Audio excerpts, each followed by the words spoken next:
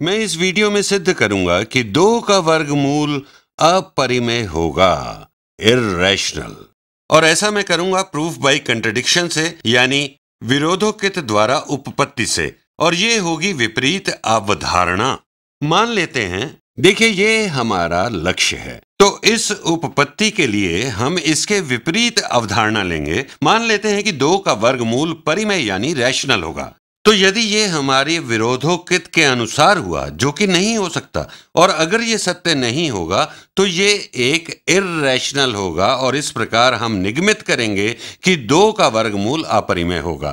तो चलिए अब इसका विपरीत मान लेते हैं कि 2 का वर्गमूल एक परिमेय संख्या होगी। अब यदि 2 का वर्गमूल परिमेय है, तब हम लिख सकते हैं 2 के वर्गमूल को 2 पूर्णांकों a और b के अनुपात के रूप में, ratio of 2 integers a and b।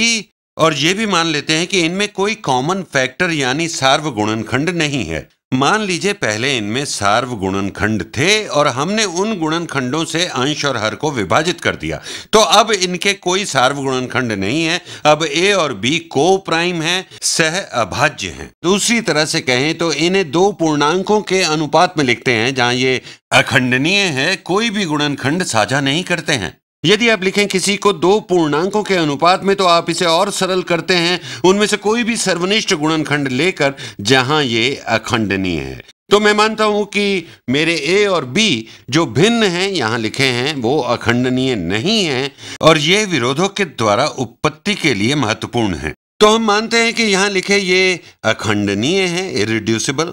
a और b में कोई भी सर्वनिष्ठ गुणनखंड नहीं है। इसे नीचे लिखते हैं क्योंकि ये हमारे सत्यापन के लिए महत्वपूर्ण है। a और समान रंग लेते हैं, a और b में कोई भी कॉमन फैक्टर यानी सर्वनिष्ठ गुणनखंड नहीं है, केवल एक को छोड़कर, तो ये अखंडनीय है।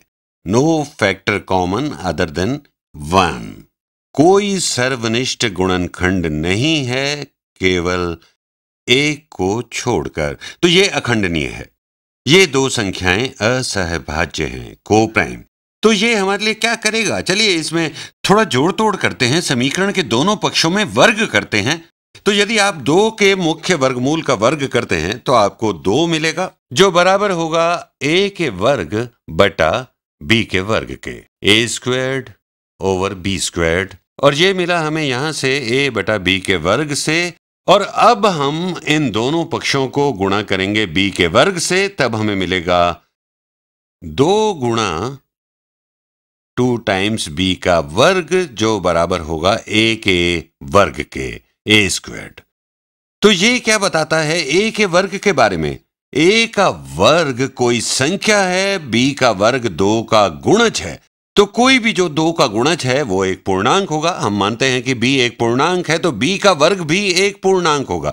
तो आपके पास एक पूर्णांक है जिसका गुणज 2 है, ये आपको एक सम संख्या देगा, ये आपको एक सम पूर्णांक देगा। तो इसे यहां लिखते हैं a का वर्ग, और यहां ये बताता है कि a का वर्ग सम ही होगा, एक सम संख्या होगी, इवन नंबर।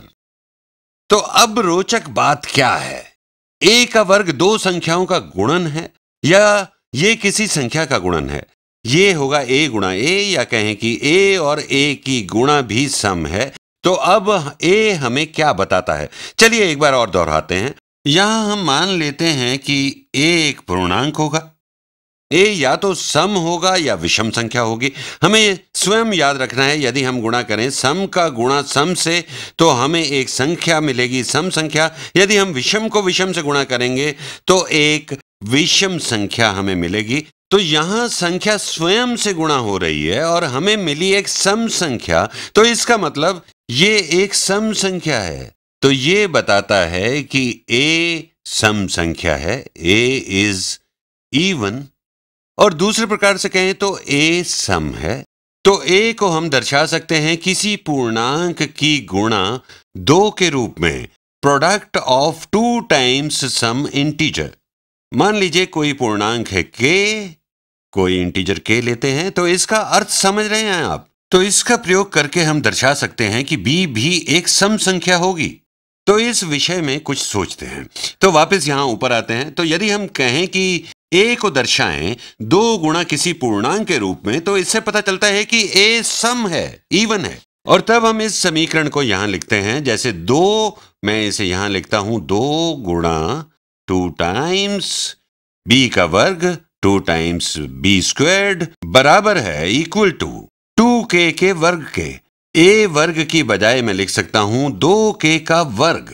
हमारा दावा या हमारा मानना था सभी धारणाएं जो हमने मानी थी कि a सम है। यदि a सम है तो इसे हम दर्शा सकते हैं 2 और किसी पूर्णांक के गुणनफल के रूप में, और हम इसे लिख सकते हैं 2 गुणा b का वर्ग 2 टाइम्स b स्क्वायर्ड बराबर होगा 4k के वर्ग के 4k स्क्वायर्ड। अब आप दोनों पक्षों को विभाजित करें 2 से, तब b का वर्ग बराबर होगा b squared equal to 2k के वर्ग के 2k के वर्ग के। और इससे पता चलता है कि k का वर्ग एक पूर्णांक होगा, इंटीजर होगा। यदि आप कोई भी पूर्णांक लेते हैं जिसका गुणज 2 है तो आपको एक सम मान मिलेगा, इवन वैल्यू। तो यह बताता है कि b का वर्ग भी सम है। b का वर्ग एक इवन संख्या है। अब यदि b का वर्ग सम है तो इसी तर्क के उपयोग से हमें पता चलता है कि b सम है, b इज इवन। तो अब आप देखिए कि हमने शुरुआत में यह माना था कि a और b में कोई भी कॉमन फैक्टर यानी सर्वनिष्ठ गुणनखंड नहीं है। a को छोड़कर हमने माना था कि यह भिन्न जो लिखा है a बटा b अखंडनीय है। लेकिन इससे और इस तथ्य से कि a बटा b बराबर होगा 2 के वर्गमूल के, हमें पता चला कि a सम है और b भी सम है। और यदि a सम है और b सम है तो ये दोनों 2 के गुणनखंड हैं, तब ये अखंडनीय नहीं है। आप विभाजित करें अंश और हर को 2 से, a और b में सर्वनिष्ठ गुणनखंड नहीं है 2 का, तो इसे नीचे लिखते हैं। तो इसे यहां स्पष्ट करते हैं। आइए देखते हैं, इसमें और इसमें a और b में हमारे सर्वनिष्ठ गुणनखंड हैं 2। हमारा सर्वनिष्ठ गुणनखंड 2 है, जिसका अर्थ है a बटा b खंडनीय है, और यही विरोधोकित है, कंट्रडिक्शन है। और आपने माना था कि 2 के वर्गमूल को दर्शाया जा सकता है अखंडनीय गुणनखंड a बटा b से। अखंडनीय क्योंकि आपने कहा था 2 पूर्णांकों का अनुपात है ये, और यही विरोधाभास है क्योंकि असल में ये खंडनीय है। तो आप इस धारणा को स्थापित नहीं कर पाए। यह विरोधाभास को जन्म देती है। 2 का वर्गमूल अपरिमेय होगा।